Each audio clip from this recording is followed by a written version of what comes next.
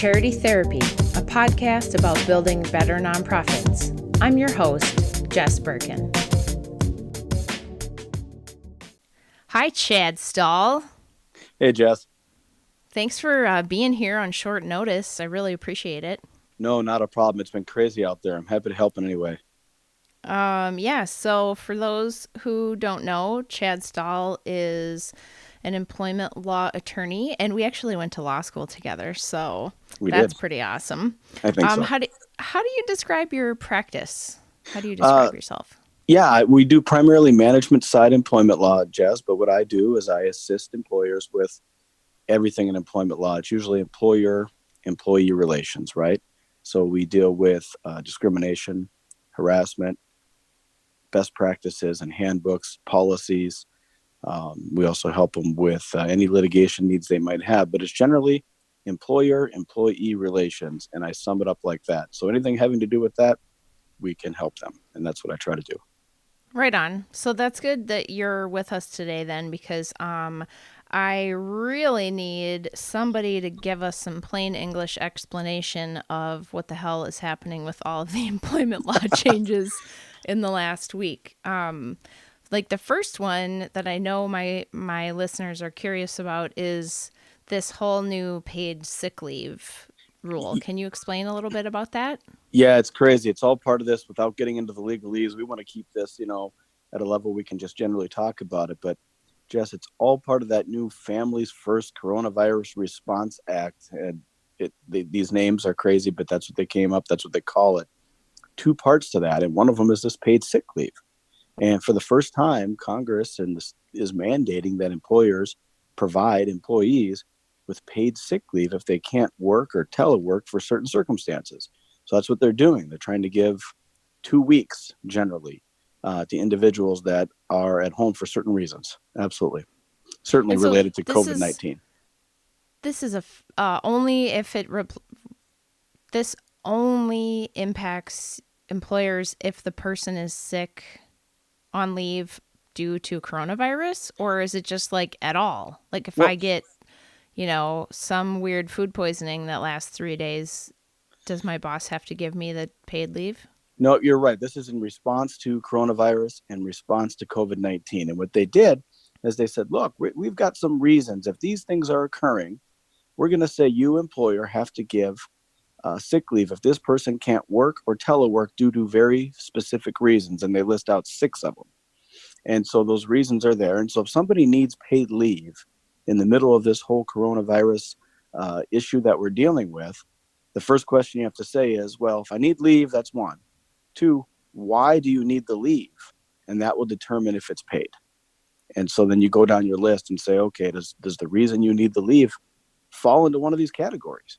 And is it easy to share those 6 categories? Yeah, it pretty much. I've just got them right here. 1, if the employee needs leave either because they're subject to a federal, state, or local quarantine or isolation order due to COVID-19, that's 1.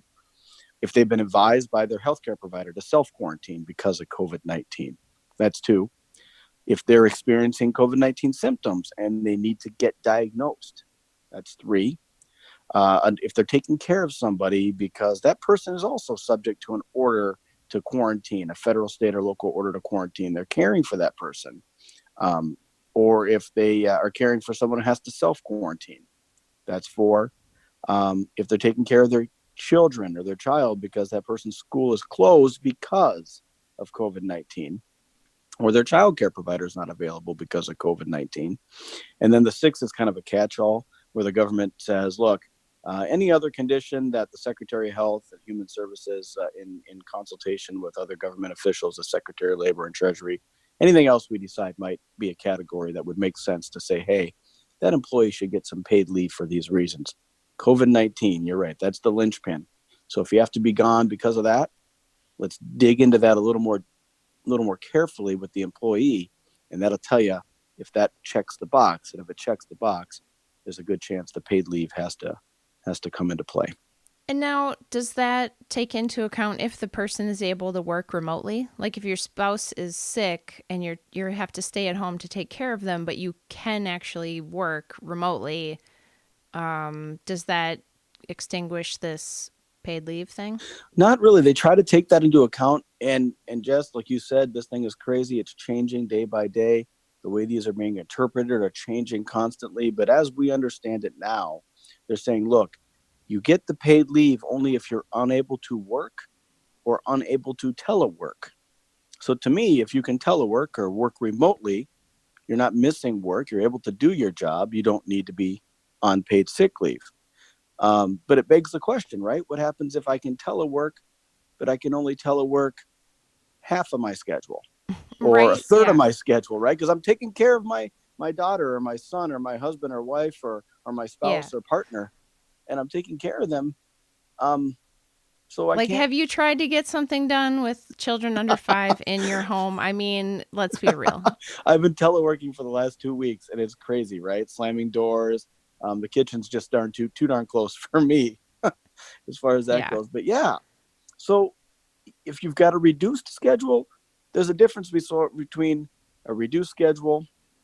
Well, I'm only going to have you work 3 days a week instead of five, versus, look, I can only do. You didn't put me on a reduced schedule, but due to my telework situation, I can only work uh, 30 hours instead of 40. How does that come into play? And we're trying to interpret that, and we think we want, from our perspective, even though we're management side employers or management side attorneys, we the spirit of this is to help the employee, and we really feel strongly about that. At least I do. So I'm trying to interpret this consistent with the information, but in a way that makes sure that it stays with the spirit, very employee friendly as far as I'm concerned. Um, I know there's some management side attorneys out there that would kind of raise their eyebrow at that, but I do think the spirit of this is to provide the leave. So Sure. when in doubt, I'm looking at maybe erring on the side of caution to provide the leave. There's a downside to that we can talk later, but Well, and also, like, if you're a small employer or small nonprofit, like, it can get expensive to pay for all this leave for everybody. So yeah, that's definitely a concern. yeah, and that's the downside, right? Because if I err on the side and I provide the leave, and then later on, this is all supposed to be paid through by tax credits, and later on, as an employer, if I go to apply for my credit, right? Are they going to say, well, gee, you gave leave, but that wasn't a qualifying reason? How tightly are they going to scrutinize that and say, now we're going to deny you the credit, right? Yeah. And And this so is all that like that's the the Wild concern. West because none of this is well settled law. This is all brand new stuff. So who knows? Yeah, and that's the concern I would have as an employer. Well, I want to err on the side of employee, like I said, but what if I don't get the credit? I was looked at it from two ways, right? One, let's play it out, right? If what would happen if I didn't provide the credit versus or provide the leave when I thought I had a way to do it versus what would happen if I didn't apply the leave? And I think on the one side, let's say you apply the leave and it turns out what happens? You don't get the credit. What happens if you don't apply the leave and it You turns out get you should have? sued. Right. Now, there's a grace period out there. The Department of Labor is saying there's a grace period. We know this is tough stuff, guys. We know this is coming on like gangbusters. So we're going to give you a little time to kind of work out the kinks. But if I don't give the leave, and I should have, I get sued, and I've got to deal with all these other things, and I don't look like a very employee friendly place to work. Yeah. Um, I I just mean, think at I this think the early stage, answer right? there, like, the answer there is document your file. Right. Document your file. Make sure that you write down in the personnel file that it met one of those 6 factors and take your tax credit. Yeah, yeah. Do the best you can with that. I mean, this is going to be tough because there are a lot of employers out there that some of them are so small, and they're just starting up, right? And they're just out there. They're getting their foot in the ground and they're their foot in the door. They're trying to work their new business. They don't even offer regular time off, let alone paid time off, because they're just starting out. Mm-hmm. And they're trying to incrementally ramp up their business, as we all do as we're building something, right? And now all of a sudden they're getting a regulation that's just thrust on them that some of this doesn't make a lot of sense, where given where some of these employers are at in the growth of their business and in the stage of how they're getting to where they want to be. Right. And that brings up this whole expanded Family Medical Leave Act rules. I love that you frame it that way. As like as you're growing your business, we all of a sudden have these small employers, small nonprofits and other employers who are now all of a sudden being faced with the fact that they have to comply with FMLA. Can you talk a little bit about what are the expanded FMLA rules now? Yeah, it's crazy. What they did was, for whatever reason, in Congress's infinite wisdom, they decided that this act was going to apply to employers with fewer than 500 employees. I'm not quite sure why they exempted the larger employers, and I won't say names for purpose of the podcast, but some of the very large employers, I'm not sure why they didn't include them. To me, that seems to be that they could afford um, providing the Yeah, leave more so than the smaller ones. We've totally. we've all got our thoughts as to why that is, and I won't get into it today. But as far as the Family Medical Leave Act, that used to only apply to employers with 50 or more employees. Now, this expanded Family Medical Leave Act applies to every employer with fewer than 500 employees. So That it's does, basically everybody. yeah, but that doesn't mean if you have fewer than 50, you have to also give leave under FMLA. These are meant to work together. So this is a very small piece of the Family Medical Leave Act that now applies to employers of 50 or less with 50 or less employees. It doesn't mean all of a sudden somebody with 10 employees has to comply with the entire FMLA. It just they now have to comply with this small portion of it, where So everybody again, over this is 50. COVID-19 coronavirus related only. Right. Yeah. And that's how they did. So they expanded it. So everybody that had 50 or more employees, yeah, you've always had to comply with the FMLA. Now you've got this little add-on piece. And those are the employers that are better equipped logistically to handle this because they've been dealing with regular FMLA, which is a nightmare sometimes logistically for who knows how long.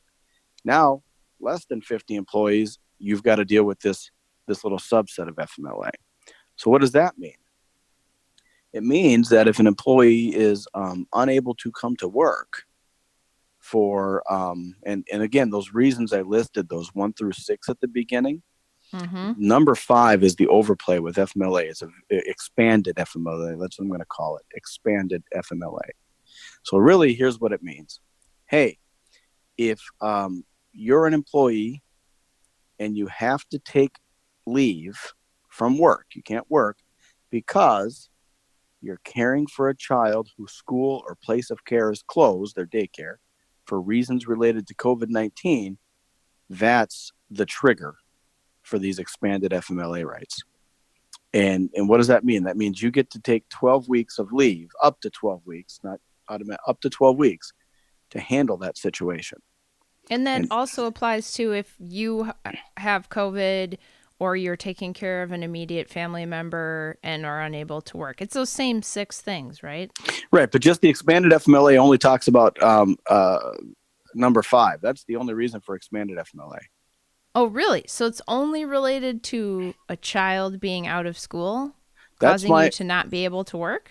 that's my understanding. The expanded FMLA doesn't cover those other reasons. So if you're looking at expanded FMLA, there No, is a that's interesting because that's not what I had heard last week. So it just kind of goes to show like how the read on these things is sort of like in flux as we try and digest them.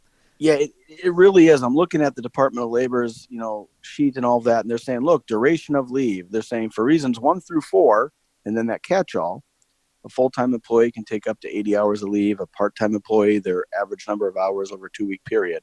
For reason 5, a full-time employee who's been employed with the employer for at least 30 days can take up to 12 weeks of leave at 40 hours a week, and a part-time employee is eligible for those prorated amounts. So that's what they're saying.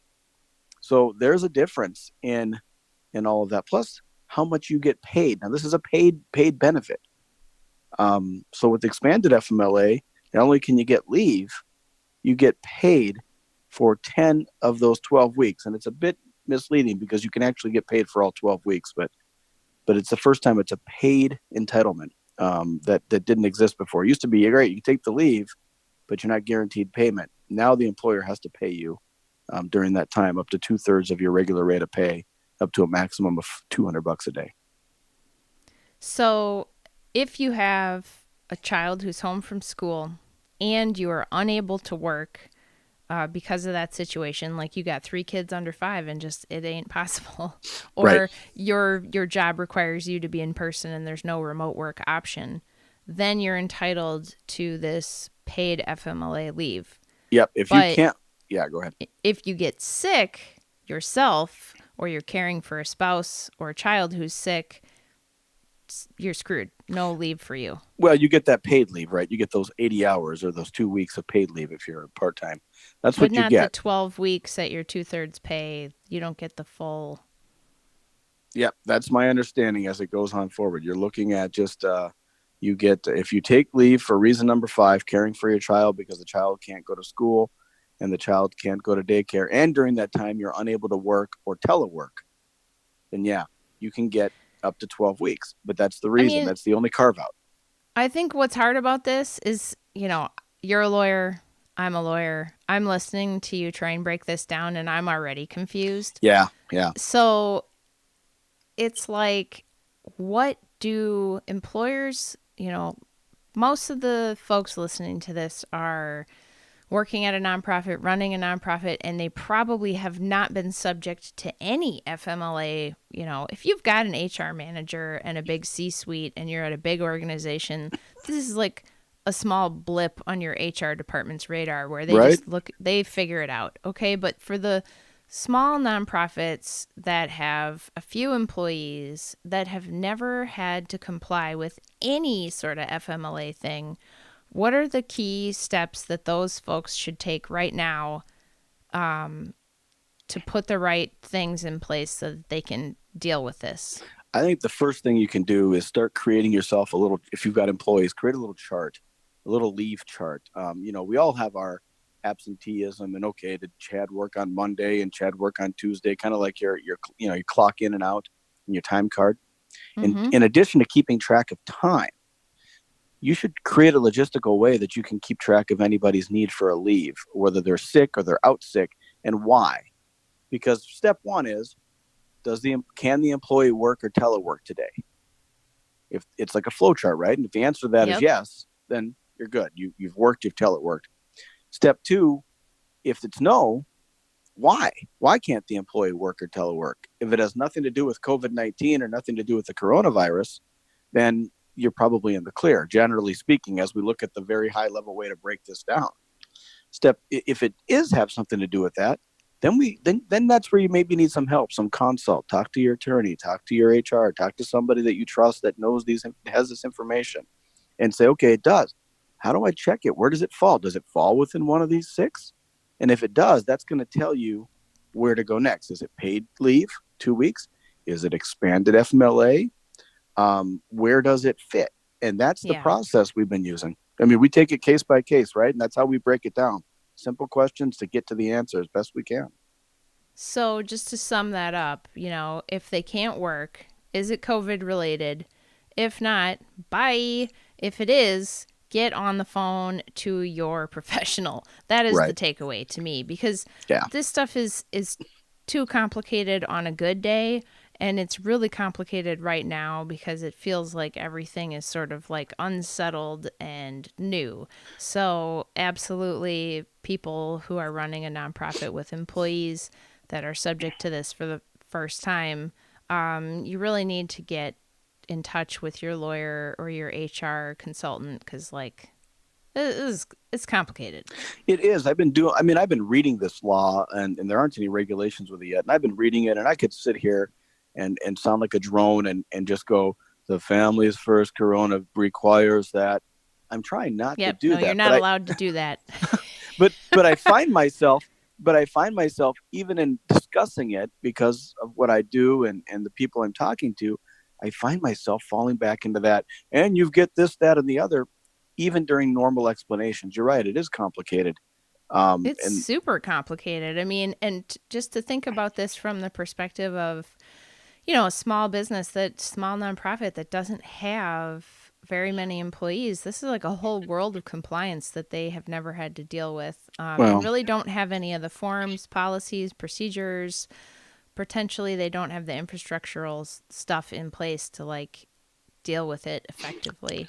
Yeah, and Um, that leads us to another question, Jess, which is if you can't deal with this, you can't afford it, it's something that's really harming your business, which again, this is expensive. A lot of employers out there are faced with, well, what do I do? Do I shut down? Do I lay off? Do I furlough? Um, I can't afford to give all of my employees 2 weeks paid leave. I especially in light of a shutdown with the current state of Minnesota, I'm not able to bring any income in because my business is very poor right now. So therefore, I have no money to pay these employees the paid leave. What do I do? yeah, and And sometimes it's super clear. Like if a nonprofit basically is primarily funded by, vouchers from the county through a mm-hmm, reimbursement process, and that program is not happening right now, well, your money just dried up and you are going to be putting people on standby. But right, for some of these organizations, it's really not possible. I mean, a lot of direct service nonprofits or, small medical clinics and things like that, they really are essential services. right, And so some people are kind of stuck in the middle of like, what do I do? And that just, how do you make the decision to lay people off or not? right, and that gets to another piece of this, right? Because what Congress did and what they're trying to do on a federal level is they're saying, okay, we know that this Families First Coronavirus Response Act is going to have this impact. We know that there's a lot of people that are going to be laid off. What else can we do? And so they're doing their best, I think, to come up with supplemental unemployment benefits, right? And so what the federal government said is, in addition to your state unemployment benefits, we're going to give you an additional up to another $600 a week in unemployment benefits on top of what the state gives you.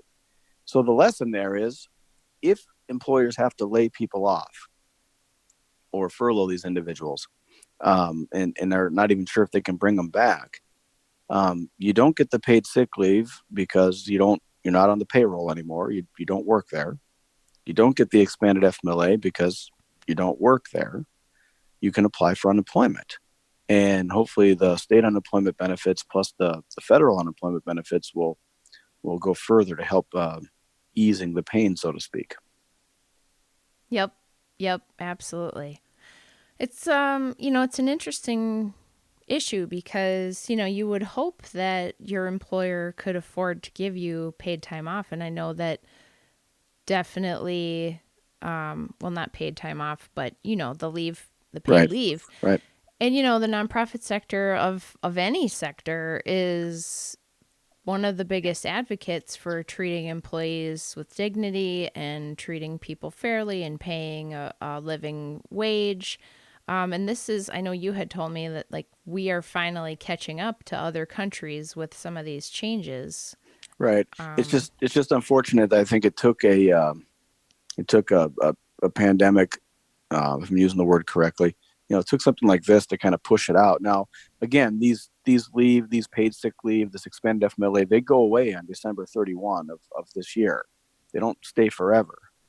But right. And I that's would the be interested frustrating to part, I think, well, I'd be that it's interested to like, see.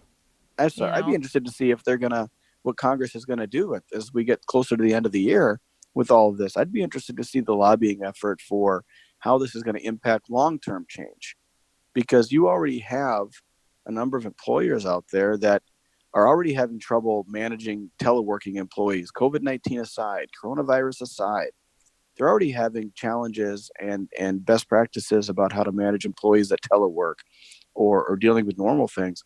How is this going to impact long-term change for the employment law sector and for nonprofits and for anybody really?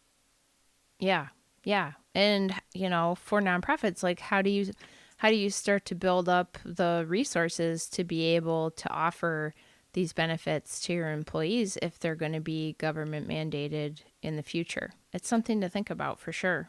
Yeah, I mean, we always wanted these paid leaves to be more of a market-driven thing. Well, this is something I can use as a nonprofit or as a private employer to pull talent and to be competitive in the market, right? I mean, if I give these benefits, then I'm likely to pull different individuals from different talent pools. and now we have it being thrust on us for a period of time anyway.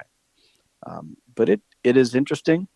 It's causing a lot of consternation. I mean, we have how many states on a shelter in place order right now? Is that a reason to get paid leave? We don't know. It's not clear. There's so Right. many ambiguities because I think they're acting as fast as they can, but as fast as they can act, there's just as many questions that come up every day that there are answers. Yep. So speaking of questions and answers, um, maybe let's do just a few little, do's and don'ts, tips and tricks about this stuff because I feel like there are a lot of potential potholes that I would love for nonprofits to stay out of. You up for that? Yeah, let's go for it. Okay. So, what do you do if somebody gets infected with the coronavirus at work? Do you tell them that they have to go home? Like, what do you do with that person? What do you do with that employee? I think that you can tell that employee it's okay to go home. I think you can mandate that employee to go home if they're sick. That's a health and safety issue. So there's no issue there as far as my brain obviously goes to stuff like ADA and things like that. And I won't bog down my thought process with the conversation. But No, these are fast answers, yep, Chad. yep, you can. Sorry, that's how I work. Yeah, I think you can tell that employee they can go home and get better. And if they can work from home, all so much the better. Okay, what if you find out that one of your employees, their spouse is infected at home? Then I think you can ask that employee to do the same thing because you don't know if they've been exposed or not. And I think if for a safety issue, you need to go home. And again, if you can work from home, work from home. Okay, and what if they have a job that doesn't really translate to teleworking or remote work? Then you'd have to see if the reason you're telling them to go home is qualified for one of these paid sick leave provisions to see if they can get that benefit. And all of this, we have to remember they could get the benefit and they should be able to get the benefit if they qualify. Yes. So call your lawyer if Yeah, that's what you're planning to do. right. And call them before you do the thing with your employee. Yeah, these are quick answers, but always these are always dependent upon certain facts. So just because I got a quick answer doesn't mean that a certain fact might change my thought process on it. Right, right. Okay, what if your employees at the nonprofit are, it's a direct service thing, whether you're a medical clinic or a homeless shelter or something where you are like contacting, people and your staff member gets the coronavirus at work. Is that a work comp claim? That's going to be a really tough one because one, is that going to be an injury? Is that a compensable injury? One, and I don't do a lot of work comp work, but maybe depending on if it's an injury and if they can prove that it was something that occurred because of their job. It happened in the course and scope of their employment. They could have gotten sick 3 days, or they could have gotten the virus 4 days earlier while they were out and about at the grocery store. That's going to be a tough one, but I think you're going to see some of those claims. Yeah, that's interesting. So, takeaway there, make sure that your work comp premiums are paid. That's And that's that you the have a thing. policy. Yeah. And how about just finally any other insurance or, like preparedness things that employers should be doing right now? I think there are a lot of things they could be doing. A lot of employers are already putting out notices about how we handle that. So, one, I think if you don't have a uniform policy about how you're going to handle this, I would sit down and with HR and with management and with anybody that you believe that has something to say about this, create a uniform policy. And if you have to consult, then consult about how you're going to handle this. Two, regarding insurance, I can see down the road there are going to be claims against employers for FMLA alleged violations, or maybe somebody claims it's discrimination because of a disability or however the illness plays. You might want to check if you've got uh, EPLI insurance or other types of insurance that might protect you from those claims down the road. Mm-hmm. Communication is always key with your employees, no matter what side you're on. If you can make sure that you have the information and communicate that adequately to them, then and put yourself into a place where your employees can answer questions and ask questions. Have a big Q&A session with your employees and make sure that everyone's on the same page or there's no miscom. A lot of this stuff comes from miscommunications and lack of ability to articulate how we want to handle this and what it's expected of a person. Yep. So what I'm hearing is slow down and get a plan together, get your professional team, queued up to help you through this process. Yeah, One and of a lot of that happened quick, and it's never too late to do that. I mean, here we are, and who thought we'd be here? But this is where we are, and we're all going to do our best to get through it, right? Yep. And one thing that's worth saying too is that this past, today we're recording this on March 30th, and this past Friday on the 27th, the Senate and the president signed into law the CARES Act, which provides for forgivable SBA backed loans Right. for covering payroll, health benefits, and vacation and leaves and all of this stuff. So that's one thing that's important to note too, that you really, if you've got paid staff or you have facilities, it's really important that you get to a bank toward the end of this week and start talking to your business banker or having your accountant or your attorney help you try and get one of these Paycheck Protection Program loans, because these are through banks only. And I've seen a lot of confusion around whether you can apply directly through the SBA for these loans, and you cannot. It's only through a bank. But that can be a way to like cover some of these costs that we're talking about Yeah. as well. And Jess, I'm really glad you brought up the date, March 30th, because one thing I did forget to mention, it's important, is this legislation we're talking about on the paid sick leave and the expanded FMLA, that doesn't go into effect until April 1st. Yeah, And so which is it's not just a even in few effect right days. now. So there is a lot of confusion about what happens. What about employees that prior to April 1st, do they get the paid leave for being gone during that time? I think the answer is probably no, but there's a lot of confusion about how that applies. They're clear the law is not retroactive. Sure. What about employees that were laid off before? So again, things that were done prior to April 1 are also going to be key. So not only does the person need leave in this interim couple of weeks, it's going to be when did that person need leave and what dates are those are going to play a big role into what benefits they get or don't get.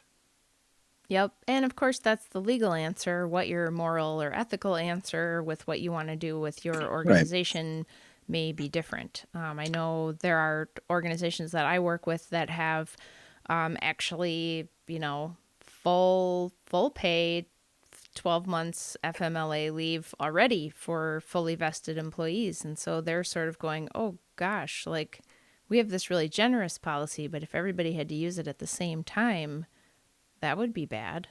Yeah, that's a concern. How are you going to manage your workforce? So it's balancing that health and safety with that economy. That's what we've been hearing, and what that means to one organization is going to be different than another. And so as we work through it, we'll be there to answer your questions. We've been fielding questions left and right, and we're going to continue to do it. Right on. Well, Chad, thank you so much for being here on short notice and for sharing your wisdom. I know that everything that you've shared is really super helpful, and I am hoping that we cleared up a few mysteries for people today. Yeah, and I am hopeful as well. For every mystery we clear up, we uncover two more, but we'll figure those out too, right, Jess? Thank you so much for taking the time and allowing me to speak anyway for what it was worth. We do appreciate it, and I do appreciate it.